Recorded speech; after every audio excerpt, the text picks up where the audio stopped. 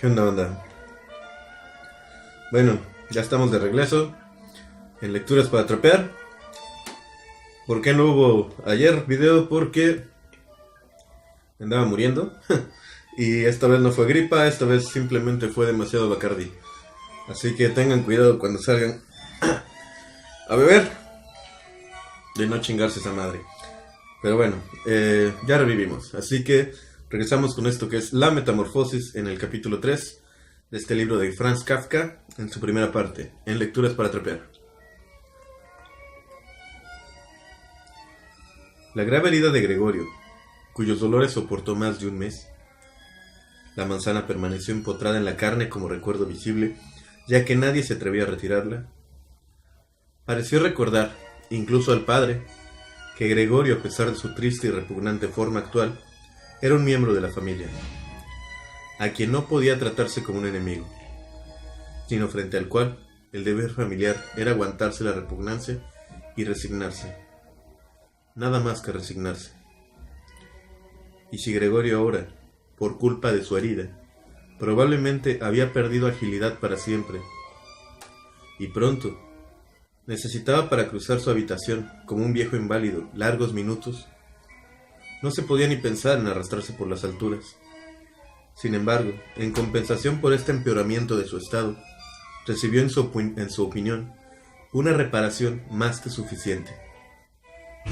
Hacia el anochecer, se abría la puerta del cuarto de estar, la cual solía observar fijamente, ya desde 2 horas antes, de forma que, tumbado en la oscuridad de su habitación, sin ser visto desde el comedor, podía ver a toda la familia en la mesa iluminada, y podía escuchar sus conversaciones en cierto modo con el consentimiento general, es decir, de una forma completamente distinta a como había sido hasta ahora.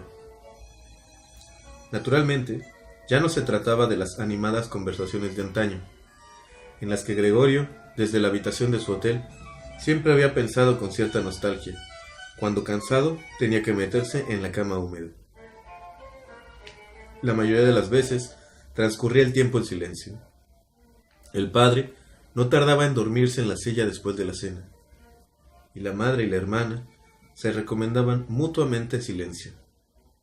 La madre, inclinada muy por debajo de la luz, cosía ropa fina para un comercio de moda. La hermana, que había aceptado un trabajo como dependienta, estudiaba por la noche estenografía y francés, para conseguir quizá más tarde un puesto mejor.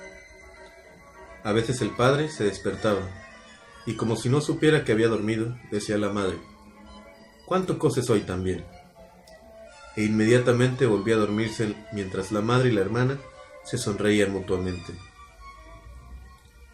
Por una especie de obstinación, el padre se negaba a quitarse el uniforme mientras estaba en la casa, y mientras la bata colgaba inútilmente de la percha, dormitaba el padre en su asiento, completamente vestido, como si siempre estuviese preparado para el servicio, e incluso en casa esperase también la voz de su superior.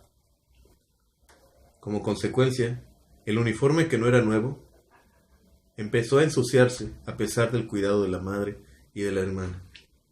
Gregorio se pasaba con frecuencia tardes enteras mirando esa brillante ropa, completamente manchada, con sus botones dorados, siempre limpios, con la que el anciano dormía muy incómodo y sin embargo tranquilo. En cuanto el reloj daba las 10, la madre intentaba despertar al padre en voz baja y convencerle para que fuese a la cama, porque ese no era un sueño auténtico, y el padre tenía la necesidad de él porque tenía que empezar a ir a trabajar a las 6 de la mañana.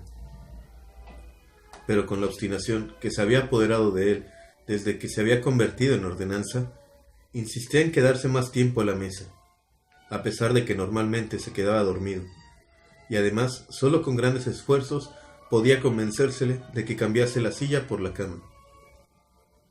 Ya podían la madre y la hermana insistir con pequeñas amonestaciones.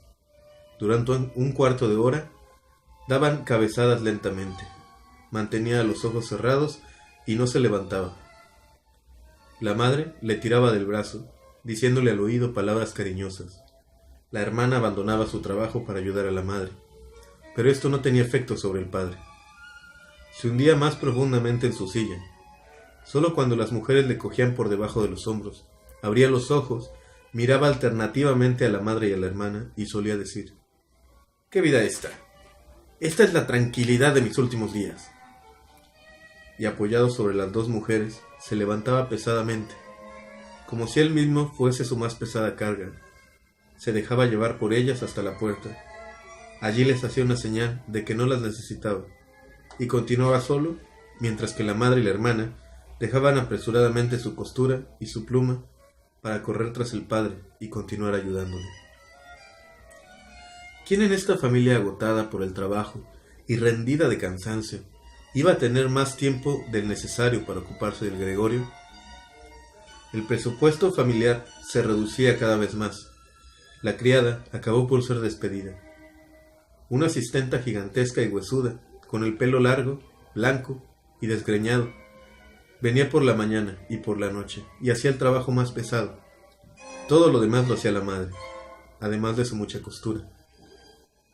Ocurrió incluso el caso de que varias joyas de la familia, que la madre y la hermana habían lucido entusiastas en reuniones y fiestas, tuvieron que ser vendidas, según se enteró Gregorio por la noche por la conversación acerca del precio conseguido.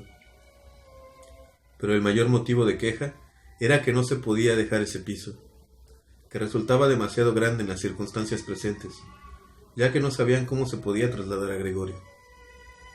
Pero Gregorio, que no solo era la consideración hacia él lo que impedía un traslado, porque se lo hubiera podido transportar fácilmente en un cajón apropiado con un par de agujeros para el aire.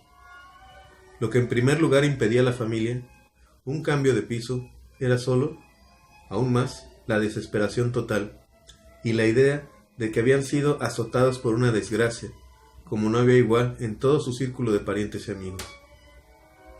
Todo el mundo exige de la gente pobre que cumplan para ellos todo hasta la saciedad. Y la familia lo hacía. El padre iba a buscar el desayuno para un pequeño empleado del banco. La madre se sacrificaba por la ropa de gente extraña. La hermana, a la orden de los clientes, corría de un lado a otro detrás de un mostrador. Pero las fuerzas de la familia ya no daban para más. La herida en la espalda comenzaba otra vez a dolerle a Gregorio, como recién hecha cuando la madre y la hermana, después de haber llevado al padre a la cama, regresaban, dejaban a un lado el trabajo, se acercaban una a otra, sentándose muy juntas. Entonces la madre, señalando hacia la habitación de Gregorio, decía: «Cierra la puerta, Gret». Y cuando Gregorio se encontraba de nuevo en la oscuridad, afuera las mujeres confundían sus lágrimas, o simplemente miraban fijamente a la mesa sin llorar. Gregorio pasaba las noches y los días casi sin dormir. A veces pensaba que la próxima vez que se abriese la puerta, él se haría cargo de los asuntos de la familia como antes. En su mente aparecieron de nuevo, después de mucho tiempo, el jefe y el encargado, los dependientes y los aprendices, el mozo de los recados, tan corto de luces, 2 o 3 amigos de otros almacenes, una camarera de un hotel de provincia, un recuerdo amado y fugaz, una cajera de una tienda de sombreros a quien había hecho la corte seriamente, pero con demasiada lentitud. Todos ellos aparecían mezclados con gente extraña ya olvidada, pero en lugar de ayudarle a él y a su familia, todos ellos eran inaccesibles, y Gregorio se sentía aliviado cuando desaparecían. Pero después ya no estaba de humor para preocuparse por su familia. Solamente sentía rabia por el mal cuidado de que era objeto, y a pesar de que no podía imaginarse algo que le hiciese sentir apetito, hacía planes sobre cómo podía llegar a la despensa para tomar allí lo que quisiese, incluso aunque no tuviese hambre alguna. Sin pensar más qué es lo que podía gustar a Gregorio, la hermana, por la mañana y el mediodía, antes de marcharse a la tienda, empujaba apresuradamente con el pie cualquier comida en la habitación de Gregorio, para después recogerla por la noche con el palo de la escoba. Tanto si la comida había sido probada, como si, y este era el caso más frecuente, ni siquiera habría sido tocada. Recoger la habitación, cosa que ahora siempre por la noche no podía hacerse más deprisa. Franjas de suciedad se extendían por todas partes. Por todas partes había ovillos de polvo y suciedad. Al principio, cuando llegaba la hermana, Gregorio se colocaba en el rincón más significativamente sucio para, en cierto modo, hacerle reproches mediante esta posición. Pero seguramente hubiese podido permanecer allí semanas enteras, sin que el hermano hubiese mejorado su actitud por ello. Ella veía la suciedad lo mismo que él, pero se había decidido a dejarla allí. Al mismo tiempo, con una susceptibilidad completamente nueva en ella, y que en general se había apoderado de toda la familia, ponía especial atención en el hecho de que se reservase solamente a ella el cuidado de la habitación de Gregorio. En una ocasión, la madre había sometido la habitación de Gregorio a una gran limpieza, que había logrado solamente después de utilizar varios cubos de agua. La humedad, sin embargo, también molestaba a Gregorio, que yacía extendido, amargado e inmóvil sobre el canapé. Pero el castigo de la madre no se hizo esperar, porque apenas había notado la hermana por la tarde el cambio en la habitación de Gregorio, cuando, herida en lo más profundo de sus sentimientos, corrió al cuarto de estar. Y a pesar de que la madre suplicaba con las manos levantadas, rompió en un mar de lágrimas, que el padre se despertó de un sobresalto de su silla, al principio observaban asombrados y sin poder hacer nada, hasta que también ellos comenzaron a sentirse conmovidos. El padre, a su derecha, reprochaba a la madre que no hubiese dejado al cuidado de la hermana la limpieza de la habitación de Gregorio. A su izquierda, decía a gritos a la hermana que nunca más volvería a limpiar la habitación de Gregorio, mientras que la madre intentaba llevar al dormitorio al padre, que no podía más de irritación. La hermana, sacudida por sollozos, golpeaba la mesa con sus pequeños puños, y Gregorio silbaba de pura rabia, porque a nadie se le ocurría cerrar la puerta para ahorrarle este espectáculo y este ruido. Pero incluso si la hermana, agotada por su trabajo, ya estaba harta de cuidar a Gregorio, como antes, tampoco la madre tenía que sustituirlo, y no era necesario que Gregorio hubiese sido abandonado, porque para eso estaba el asistente. Bueno, hasta aquí le dejamos por hoy, porque no sé si escuchan, pero ya llegó el puto camión de la basura acá afuera y empiezan a aventar agua hacia las ventanas. Es algo muy folclórico, si lo podemos entender así.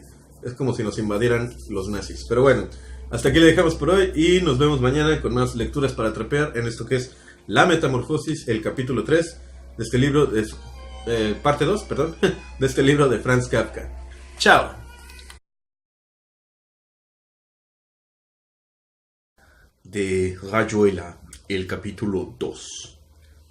Aquí había sido primero como una sangría, un vapuleo de su interno, una necesidad de sentir el estúpido pasaporte de tapas azules en el bolsillo del saco, la llave del hotel bien seguro en el clavo del tablero, el miedo, la ignorancia, el deslumbramiento. Esto se llama así, esto se pide así. Ahora esa mujer va a sonreír. Más allá de esa calle empieza en el jardín de Plantes, París. No me sale a la verga ya.